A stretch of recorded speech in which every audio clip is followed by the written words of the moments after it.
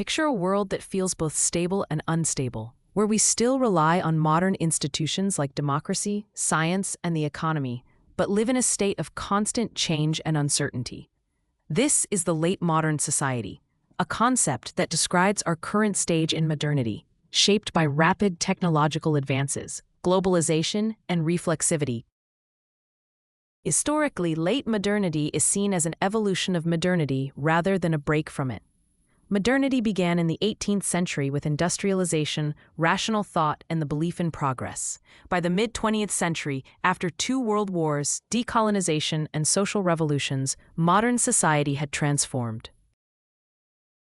The late modern period emerged around the 1970s to 1980s, when technology, media, and global interconnectedness accelerated change like never before.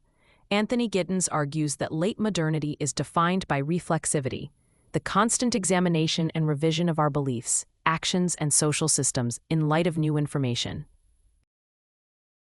We live with disembedding, where local life is increasingly shaped by distant events, and time-space distanciation, meaning interactions can happen instantly across the globe. Ulrich Beck described this as the risk society, where modernization itself creates new risks. Climate change, nuclear threats, economic crises, and are global in scope and cannot be easily predicted or controlled. Instead of simply enjoying the benefits of progress, we now also manage its unintended dangers.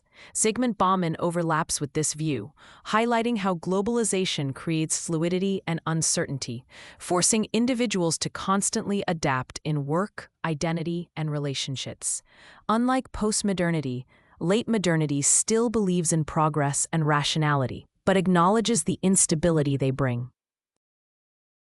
Key terms include institutional reflexivity, systems adjusting themselves in response to new data, globalization, economic, political, and cultural interconnection, and individualization, people making life choices outside traditional structures like family or religion. In real life, late modern society is visible in how social media reshapes politics, how financial crises in one country ripple worldwide, or how climate change requires coordinated global action.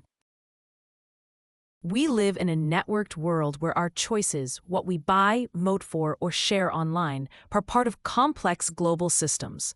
Understanding late modernity helps us see that we're not living in the ruins of modernity, but in its high-speed, high-risk, constantly evolving phase. If this exploration helped you see society in a new way, join my channel for more insightful journeys into sociology, history, and thought. Your support helps me create more content to inspire and educate curious minds.